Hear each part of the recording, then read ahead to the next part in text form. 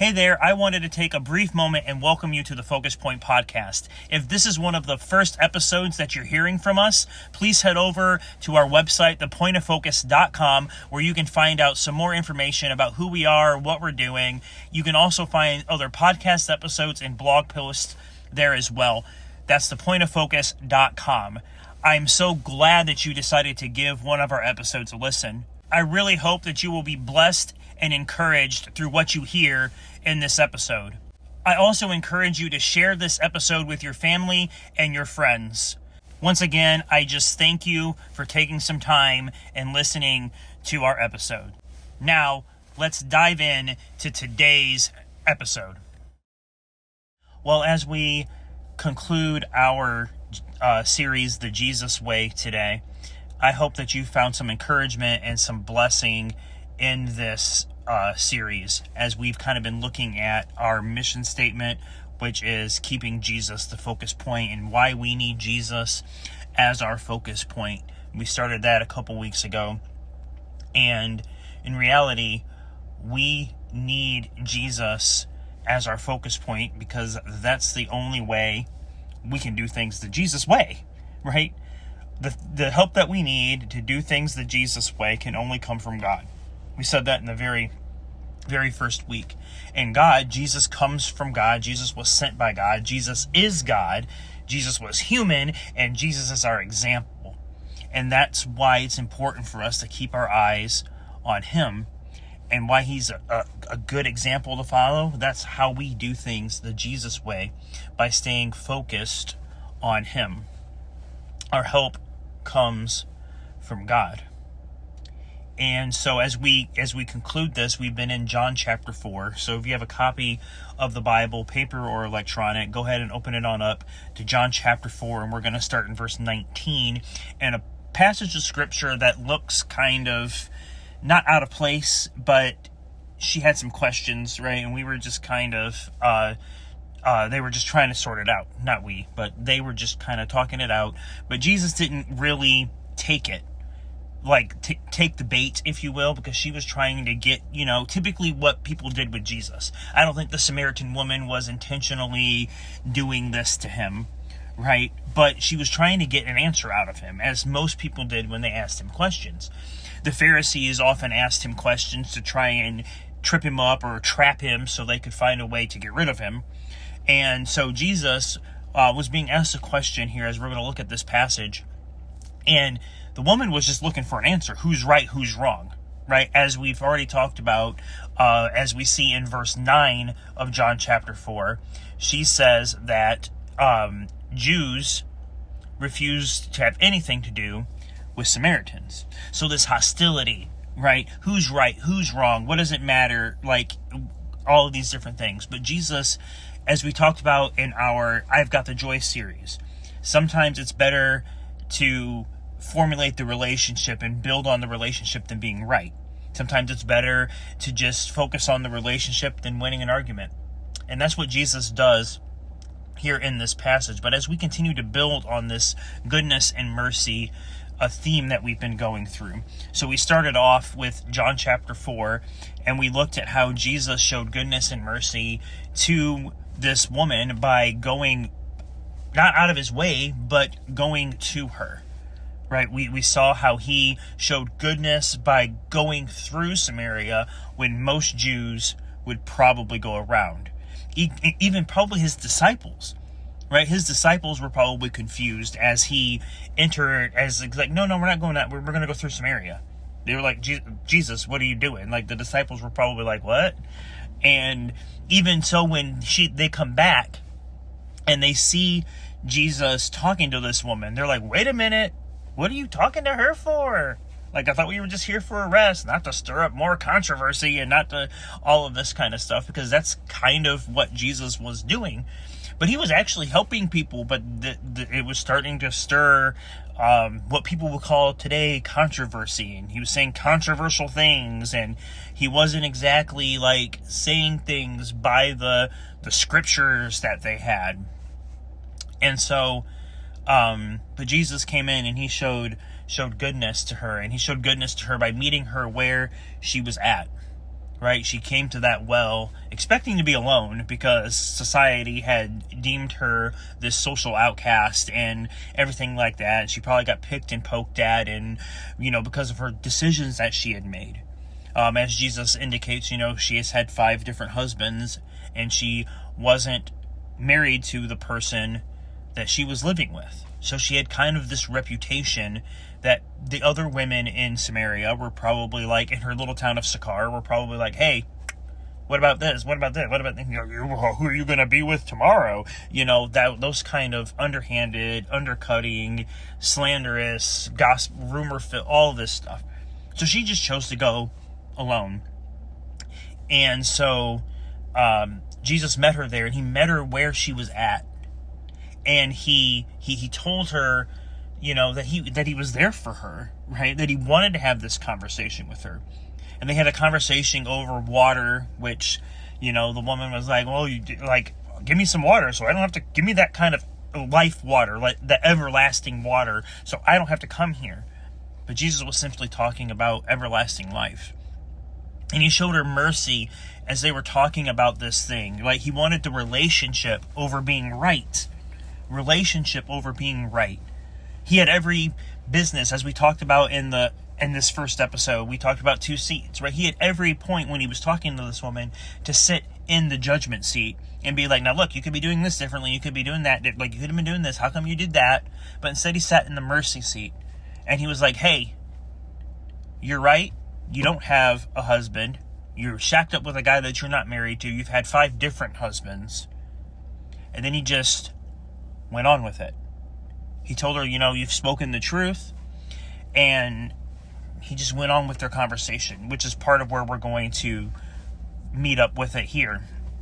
But then last week we talked about, and then he showed goodness and mercy to the people that came. That because of this goodness and mercy, she went back into town and was like, is this the guy? Like, is this him? He's told me everything I ever did. Could he be the Messiah? Could he be the one we're waiting for? And they came streaming from the town to see Jesus. He showed them goodness and mercy during those conversations, because I'm sure the people had questions. I'm sure people had, choices and decisions that they had made that they weren't happy with, that causing them pain or grief or whatever, right? He showed them goodness and mercy, and he stayed with them 2 days. And then we talked last week about how we show goodness and mercy to each other and our neighbors. And basically, in a nutshell, each other is followers of Jesus, and our neighbors would be those who don't follow Jesus in a simplistic way, right? Each other is, when we look at it from this space that we're looking at in John chapter 4, any kind of, like, we definitely look at each other, they're part of the family, right? We care for our family just like we would care for other members of followers of Jesus that are in the family, right? And then our neighbors would be those that are not in our family, right? When you think of a neighborhood, right? You got those that live in your house, they're your family, they're each other, right? And you've got anybody that doesn't live in your house, which is considered your neighbor, or extended each other's, right? Come into your house, right? Your family, your parents, the grandparents, cousins, aunts, uncles, all those people, right? Then you've got the people that aren't a part of your family, that don't live in your house, that are your neighbors. And so we kind of unpacked that idea, and we talked about how we care for each other, how we love each other, as Jesus says in John 13:34 and 35, like our love for each other shows that we are his followers, shows that we are his disciples. And we talked about how if this conversation was going on and Jesus was talking about everlasting life and eternal water and all of this stuff like that with this woman, and they're trying to have this conversation, what if his disciples were there and they were picking and poking at each other and calling each other names and doing all of this nonsense? So that's what people see. People see Jesus through how we treat each other. That's why it's important. And the way each other shows up in this story is the disciples were caring for Jesus, right? And each other. They went to go get food so they could eat.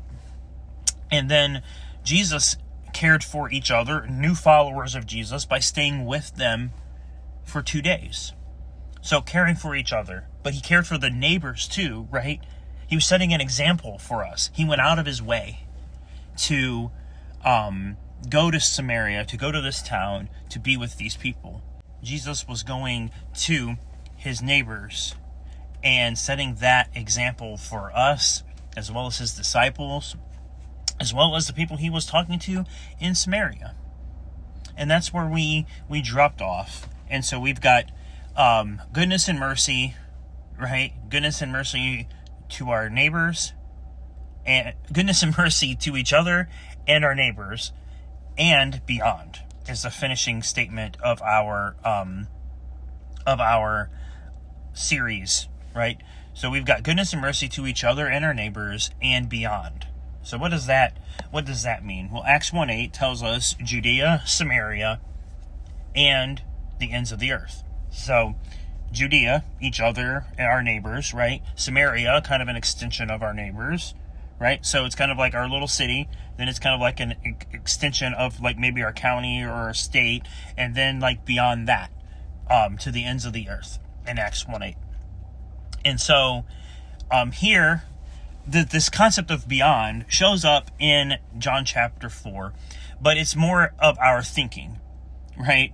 We all know what beyond is, but sometimes maybe we don't have the means to do it, right? I was thinking about it. It's kind of like, okay, well, yeah, like beyond, and the way technology has gone, church online and different ministries and different places like that, doing different things that reach people beyond the normal scope that anybody physically could. It's much easier. Like, we don't have to get on a boat anymore and go on a missionary journey to go around to all these different places and start all these different churches like Paul did. We have a different way that we can do that to reach this. But when we think about goodness and mercy, it's going beyond what we normally would think. And that's what Jesus calls this woman to think, about. And it comes in the form of kind of this conversation surrounding worship. And so let's read here, John 4:19. This is right after Jesus tells her that she spoke the truth, that, she's had 5 husbands and she's not married to this guy she's living with. And she goes, "Sir," the woman said, "you must be a prophet. So tell me, why is it that the Jews insist Jerusalem is the only place of worship, while we Samaritans claim it is here on Mount Gerizim, where our ancestors worshipped?" Jesus replied, "Believe me, dear woman, the time is coming when it will no longer matter whether you worship the Father on this mountain or in Jerusalem. You Samaritans know very little about the one you worship, while the Jews know all about him, for salvation comes from the Jews." First of all, that is not a, we're just better statement. That is, the Jews know about him because the Messiah, the one that people are talking about, is Jesus. Salvation comes from the Jews. That's another way of just Jesus saying this of salvation, this Messiah, is going to come from the Jews. Then verse 23, it says, "But the time is coming, indeed it is here now, when true worshipers will worship the Father in spirit and in truth." Maybe in goodness and mercy and love and kindness, right? The Father is looking for those who will worship him that way. For God is spirit, so those who worship him must worship him in spirit and in truth. The woman said, "I know the Messiah is coming, the one who is called the Christ. When he comes, he will explain everything to us." Jesus told her, "I am the Messiah." So here, this little conversation, Jesus is getting us, as well as this woman, as well as probably anybody he talks to. It's not about doing things, I guess, the right way. As we're going to talk about in our next series, prayer do's and don'ts. It starts next week. We're going to kind of go through the Lord's Prayer. But Jesus is saying, like, there is no like formula to this. Spirit and in truth, right? This love and kindness, goodness and mercy, right? Jesus is standing in a place where he was in a very controversial moment right now for a lot of different ways, as we've talked about toward the beginning of the series, where Jesus went to this town So Jesus was already probably getting, and also his disciples were probably getting that glance, kind of like, why are you in Samaria? Like, do you not know, like, where you are? Like, it's almost kind of like college football or even the NFL, these rivalries, right? Where people, like, come from the opposing team and they have to walk through this and all of that kind of stuff. It's like this moment where it's kind of like, whoa, you're here, you know? Or, like, those pictures that you see sometimes, I've seen them before, like, on social media where, you know, you've got this fan that bought tickets, but he's surrounded by the opposing team, and he's just one little guy sitting. Like, I picture this moment where it's kind of like, why are you here? You know, the disciples were probably like, why are we here? Like, it felt probably this tense moment. And Jesus is telling them that this is what is important now. We got to think beyond what we've been doing, right? This goodness and mercy goes beyond our normal thoughts, right? The Jews and the Samaritans were happy and content with just kind of what they were doing. The Jews were happy with just kind of following their own thing and doing what they were doing. You know, the Samaritans were the same way. You know, even the disciples were the same way, because we see here in verse 27, just then the disciples came back and they were shocked to find him talking to a woman. So that says, first, Samaritan woman, he was a rabbi, he was a man, and he was alone with her. Like, this was a big whole thing, right? And so Jesus is just encouraging here that we need to think differently. Beyond is thinking different. We have to think different to go beyond, right? I don't know which way kind of works for you, but beyond is different. Beyond thinks different. And that's kind of what I got out of this. And I know it's kind of a weird passage to be using, but I felt like this was the passage that kind of said that, because Jesus is saying right here in verse 23, he says, the time is coming, indeed it is here now, where true worshipers will worship the Father in spirit and in truth. The Father is looking for those who will worship in that way. So it's about worship. It is. And I'm not trying to blow the context of it. Like, he's talking about worship. Like, he's talking about it doesn't matter where we worship Jesus. We can worship Jesus in our house, as many of us did during COVID, right? Everybody met online, churches were doing online, and we can worship Jesus anywhere. In my recent classes, college classes, graduate classes, we are talking about that, this digital space versus the in-person space. And God can come wherever we're at to meet us where we're at, right? We have to think beyond this idea. And when it comes to goodness and mercy, we have to think beyond as well. Because Jesus could have just went around Samaria like he always does, and just kind of left them to their own thing. We see Jesus who, when he goes to towns and they refuse him, he just kind of, all right, and he leaves them to their own decisions. He never forces and makes anybody do anything. So when I see the salvation is coming through the Jews, like, we have to think differently, because beyond is thinking differently. And when we go beyond, maybe going beyond means that we go after that person that we haven't tried to go after, or that we are just kind of thing, but going beyond would be taking that next step, whatever that might be.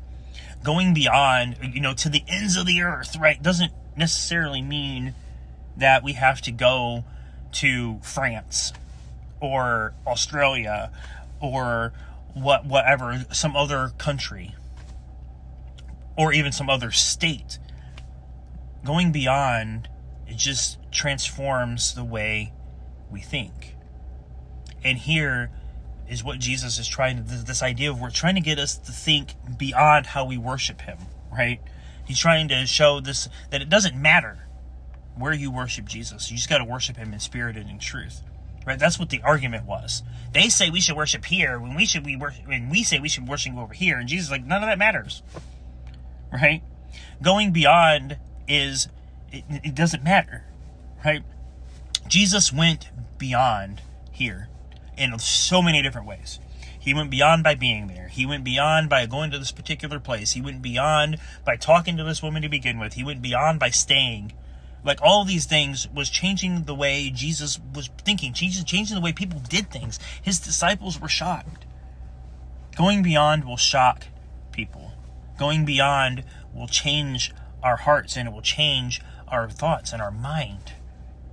It's so important here in this story that Jesus went beyond. And he went beyond as he continued his ministry, and he continued to try and get people to think differently. He went on to try and get people to see things differently.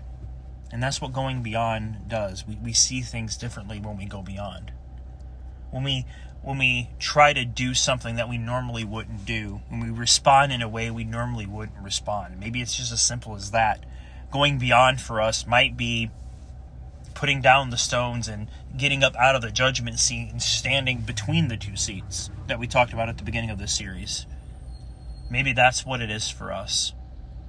Maybe it's getting into the mercy seat a little bit and showing some mercy to some people that we normally wouldn't have, or that we always have an opinion of, or that we just wish they would just do this. Maybe it's going beyond is stepping in with them and just coaxing them along their journey. Jesus met the Samaritan people right where they were at. Especially this woman at the well that we see is zeroed in on, right? We know about the other conversations that happened, right? When many people came, but then here we see this, like, he went above and beyond. He went there and he had this conversation. He met her where she was at, and he didn't throw the Bible at her. He didn't beat her with 1,000 verses about why she's acting the way she is, or how come she shouldn't be, or life will be so much better over here. He just simply changed the way we can bring people in. And sometimes I wonder if our conversations would go different if we just stopped trying to treat everybody like they're each other. Because we talked about that last week, right? Each other means that we treat them different because we want to protect them, right? We want, they're part of the family, just like we would our kids, or our mom, or our dad, or our aunts, or our uncles. Like, we go to the rescue of our family differently than we would somebody else. But Jesus, once again, goes beyond that, and he flips the script on that. We should go after those people too that way. But in this context, when we see, right, this idea of going beyond, but thinking differently, meeting people where they were at, and instead of throwing the Bible at them as people tend to do, we just meet them where they're at. We have conversations with them, just like Jesus did. And it could turn into them coming to know Jesus. It could turn into then them going around and knowing Jesus. So I hope that the series, like I said at the beginning, has been hopeful as we look at this. And I know that this was a bit of a stretch to use this passage in this way, but that's where I get the beyond thought from, is that Jesus was talking about, hey, there's no real way to worship me. It's just in spirit and in truth, and worship me in the way that's helpful to you. It doesn't matter, no particular place. You can worship Jesus in your car on the way to work. You can worship Jesus via a computer screen. You can worship Jesus in person, in church, surrounded by other followers of Jesus. But thinking beyond that, right? Some people will be like, nope, you can only do it in church. You can only be in the building. Maybe. Or you can only be online. Online is the way to go. Or as long as I listen to worship music and I listen to a podcast from time to time, that's what I've got. It's thinking beyond and bringing people along with us and meeting them where they're at. I could keep going, but I believe Jesus wants us, and what he's saying here is we got to think outside the box with different things. Jesus thought outside the box with all sorts of different things. The way he taught, the way he spoke, how he handled people, the people that he was with was outside the box. There were lots of times when he called Matthew, right? And then, he was a tax collectors and sinners. What kind of person is this? And you think he's the Messiah? But he was thinking outside the box. He was thinking beyond, and it's those people that need him. And it's those moments that might be a little bit messy as we try to think beyond, as we show goodness and mercy and love, joy, peace, patience, kindness, goodness, and all of those things as well. Next week, we're starting a new series called Prayer Do's and Don'ts, and we're going to kind of crack open the Lord's Prayer and we're going to see Jesus answers a question like, teach us how to pray. And that's what we're doing. So we're kind of going to follow, once again, through this idea of following Jesus' example, keeping our eyes on Jesus with this idea of prayer. And I've heard it lots of different times that prayer is complicated. I never know what to say. I never know how to act. Or you've got the opposite where people just pray these rigid like prayers. And is it all good? Is it all bad? Is it right? Is it wrong? What should we do about it? And so we're going to dive into that next week. If you want to catch up with this Jesus Way series, it's available in our archive. If you want to do a little bit of like pre-study or like get yourself kind of ready or prepped, going to do some prepping. I don't know what to, you can go in our archive as well. And there's a series that we did a couple years ago called Talking to Jesus. And we kind of unpacked this idea that prayer is just talking to Jesus. It's between you and Jesus. Just like reading the Bible is between like you and Jesus and what Jesus wants you to get out of it. Just like praying, so praying is between you and Jesus. Just like salvation is between you and Jesus. And sometimes it comes with this stigma that we've got to do it the certain way. We've got to do it the right way. It's got to be this way and all these different things. And we kind of lose a lot out of it. And so we're going to be diving into the Lord's Prayer in October. I'm excited for that. It's kind of going to build right into our series in November that we're doing called Counting Blessings. And so it's kind of like a gratitude series that we're doing there.